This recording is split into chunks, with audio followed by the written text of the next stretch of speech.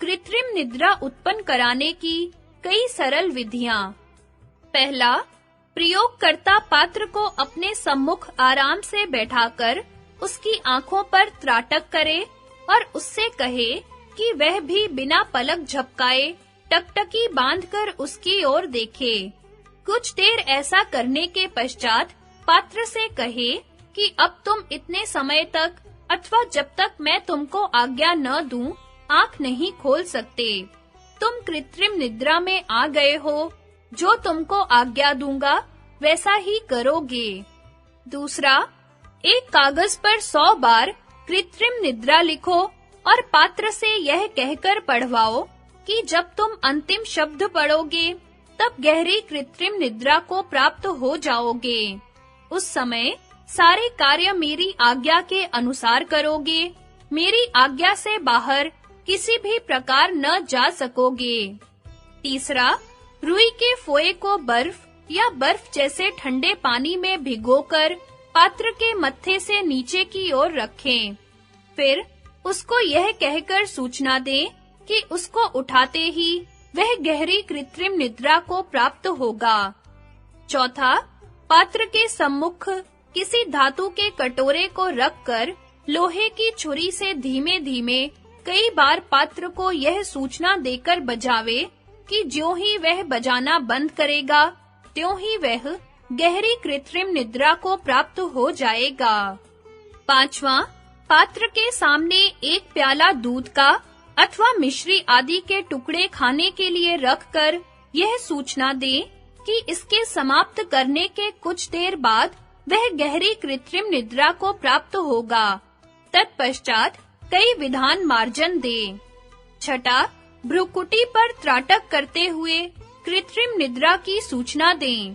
सातवां, पात्र को प्रभावशाली शब्दों में यह सूचना देकर कि 15 मिनट अथवा आधे घंटे में तुम कृत्रिम निद्रा को प्राप्त हो जाओगे, उसको घड़ी में समय देखते रहने को कहो। आठवां, चुंबक छड़ी हाथ में लेकर प्रभावशाली शब्दों में यह सूचना दो कि इस छड़ी में ऐसी शक्ति है कि जिसके सामने फिराई जाए वही कृत्रिम निद्रा को प्राप्त होगा। फिर जिस के सामने घुमाते जाओ वही सोता जाएगा। इस प्रकार कृत्रिम निद्रा में लाने के कई उपाय हैं। प्रयोगकर्ता को समय और आवश्यकता अनुसार अपनी प्रयोग बुद्धि से काम लेना होता है। ऊंची अवस्था वाले तो केवल मानसिक शक्ति से ही सारे कार्य कर सकते हैं। आरंभ में प्रयोगकर्ता को किसी 12 वर्ष से 16 वर्ष तक की आयु वाले लड़के पर अभ्यास करने से सुगमता होती है। अपनी शक्ति की जांच इस प्रकार कर सकते हो कि यदि किसी जाते हुए पुरुष के प्रति त्राटक द्वारा ऐसा संकल्प करो कि वह तुम्हारी ओर देखे, जब ऐसा होने लगे तो समझो कि तुम्हारी शक्ति प्रयोग करने के योग्य हो गई है। कृत्रिम निद्रा द्वारा रोग निवारण। कोई प्रयोगकर्ता रोगी को कृत्रिम निद्रा में लाकर पूर्वोक्त रीति से स्वास्थ्य और निरोगता की सूचनाएं देकर रोग और पीड़ा को निकालते हैं। इसमें 2 प्रकार के मार्जन दिए जाते हैं, विधान मार्जन और विसर्जन मार्जन। विधान मार्जन ऊपर से नीचे की ओर अथवा सिर से छाती अथवा पैर तक कृत्रिम निद्रा लाने के लिए, और विसर्जन मार्जन नीचे से ऊपर की ओर अर्थात छाती अथवा पैर से सिर तक कृत्रिम निद्रा उतारने के लिए दिए जाते हैं। कृत्रिम निद्रा लाने की साधारण रीति यह है कि पात्र को पहले यह समझा दिया जाए कि एक निश्चित समय तक कृत्रिम निद्रा में लाकर तुम्हारे रोग निकाल दिए जाएंगे। फिर उसको कह दें कि शरीर को शिथिल करके लेट जाए और अंग प्रत्यंग को ढीला छोड़कर नाक से गहरे श्वास प्रश्वास करे। भ्रुकुटी पर त्राटक करते हुए दृढ़ संकल्प के साथ कृत्रिम निद्रा में लाने की सूचनाओं के साथ विधान मार्जन दें। 10-12 विधान मार्जन देने से जब कृत्रिम निद्रा आ जाए, तब पूर्वोक्त विधि से स्वास्थ्य की सूचना के साथ लंबे अथवा छोटे मार्जन यथावश्यकता दें। यह सूचना प्रभावशाली शब्दों में होनी चाहिए कि तुम्हारा अमुक रोग निकल रहा है, अब तुम बिल्कुल निरोग हो रहे हो। जागृत होने पर रोग अथवा पीड़ा सब जाती रहेगी इत्यादि। दूसरी विधि यह है कि प्रयोगकर्ता पात्र को अपने सम्मुख 1 फुट दूर कुर्सी पर बैठाकर उसके दाहिने हाथ की अंगुलियों को अपने बाएं हाथ से पकड़कर निगाह से निगाह मिलाकर ऐसा दृढ़ संकल्प करें कि पात्र को निद्रा आ रही है और पात्र को बिना पलक झपकाए अपनी आंखों की ओर टकटकी बांधकर देखने के लिए कहें। जब आंखें भारी होकर बंद होने लगे, तब उनको बंद करने की आज्ञा दें।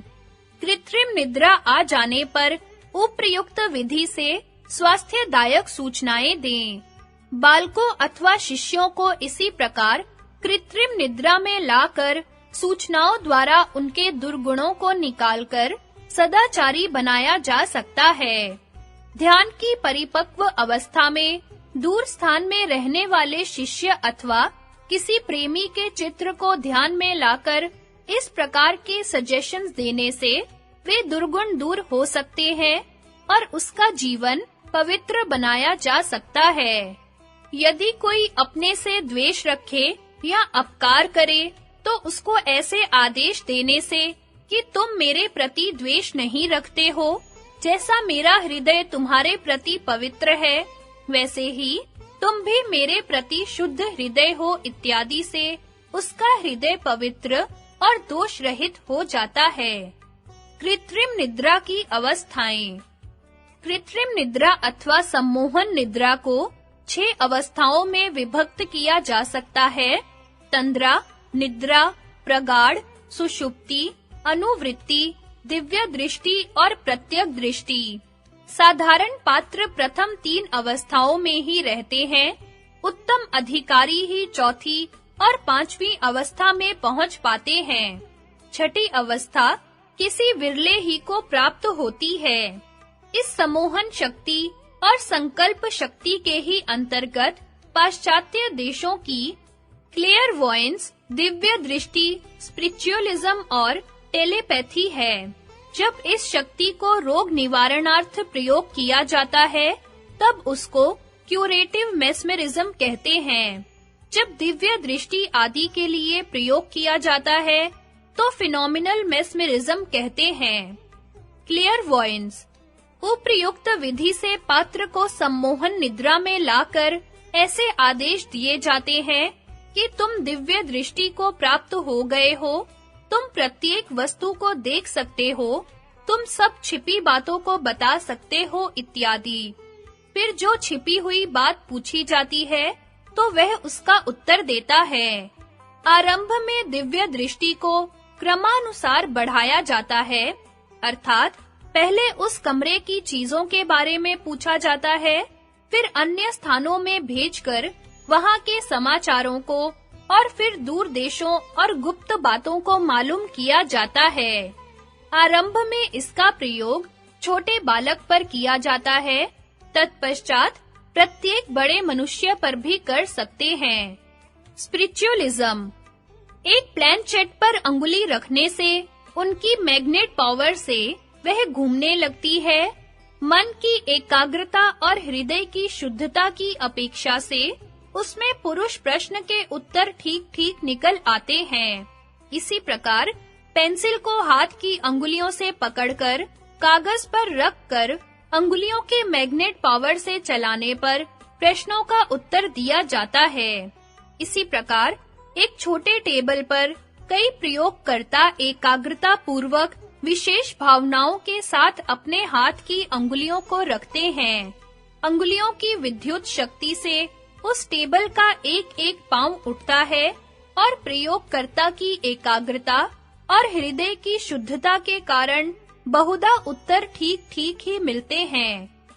यहाँ इस बात को स्मरण रखना चाहिए कि जो इस प्रकार प्लैनचेट द्वारा अथवा किसी मीडियम द्वारा आत्माओं को बुलाकर उनकी मृत्यु के पश्चात जो समाचार मालूम किए जाते हैं, उनमें से अधिक प्रयोगकर्ता के अपने ही विचार होते हैं। प्लैनचेट विद्युत शक्तियों से उन्हीं के विचारों की धारा में घूमती है तथा मीडियम अपने ही विचारों को प्रकट करता है। कभी-कभी मीडियम प्रयोगकर्ता के विचारों से प्रभावित होकर उसी के विचारों को प्रकट करने लगता है।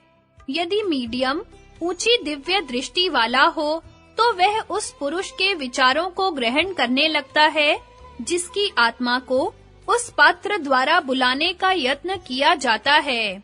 क्योंकि आकाश में सारे ही विचार विद्यमान हैं, कभी-कभी ऐसा भी देखा गया है कि कोई पुरुष अपनी मृत्यु के समय अपनी विशेष बातों को किसी अपने दूर स्थान में रहने वाले किसी कुटुंबी या मित्र से कहने की तीव्र इच्छा रखता है, तो वे विचार अपनी प्रबल शक्ति के कारण स्वयं उस तक किसी न किसी रूप में पहुंच जाते हैं। टेलीपैथी। इसी प्रकार दो प्रयोगकर्ता अलग-अलग बैठकर एक निश्चित समय पर ताल युक्त प्राणायाम इत्यादि करके एक खबर भेजता है और दूसरा इसको ग्रहण करता है। उपर्युक्त बातें केवल जानकारी के लिए कही गई हैं। आत्मोन्नति चाहने वाले अभ्यासियों को इनमें अधिक प्रवृत्त न होना चाहिए। संकल्प शक्ति। उपर्युक्त जितने प्रयोगों का सम्मोहन शक्ति द्वारा होना बतलाया गया है, उन सब में मुख्य भाग संकल्प शक्ति का ही है। बिना संकल्प शक्ति के उनमें से किसी में भी सफलता का होना असंभव है, किंतु केवल दृढ़ संकल्प शक्ति मात्र से वे सब तथा उनसे कहीं अधिक बढ़कर चमत्कार दिखलाए जाते हैं। संकल्प शक्ति ही मनुष्य के जीवन में उन्नति और अवनति का कारण होती है।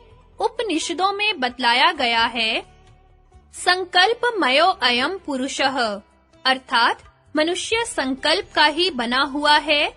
मनु महाराज का कथन है, सब प्रकार की कामनाओं का मूल यह संकल्प है। यज्ञ संकल्प से उत्पन्न होता है। व्रत, नियम, धर्म सब इसी संकल्प से उत्पन्न होने वाले माने गए हैं। आज हमें जितने महापुरुष दिख पड़ते हैं, जिनके नाम पर संसार फूल चढ़ाता है और जिन्हें अत्यंत आदर से स्मरण करता है, उनके जीवन को पवित्र और उच्च बनाने का कारण संकल्प शक्ति ही है। आर्यों की ईश्वरीय और जगत की प्राचीनतम पुस्तक वेद में अनेकों सूत्र इसी विषय के आते हैं, जिनमें बारंबार यही प्रार्थना की गई है, अर्थात मेरा यह मन पवित्र संकल्प वाला हो।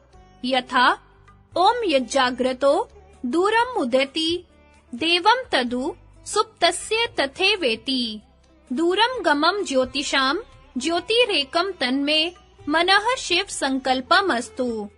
जो दिव्य मन जागृत अवस्था में दूर निकल जाता है और इसी प्रकार सोने की दशा में भी बहुत दूर चला जाता है, वह दूर जाने वाले ज्योतियों का ज्योति अर्थात इंद्रियों का प्रकाशक मेरा मन शुभ संकल्पों वाला हो।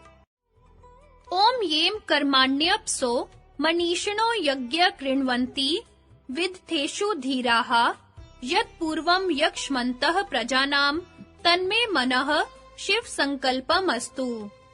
कर्मशील, मनीषी, धीर पुरुष जिसके द्वारा परोपकार क्षेत्र में तथा जीवन संघर्ष में बड़े-बड़े कार्य कर दिखाते हैं, जो समस्त प्रजाओं के अंदर एक अपूर्व पूज्य सत्ता है, वह मेरा मन शुभ संकल्पों वाला हो।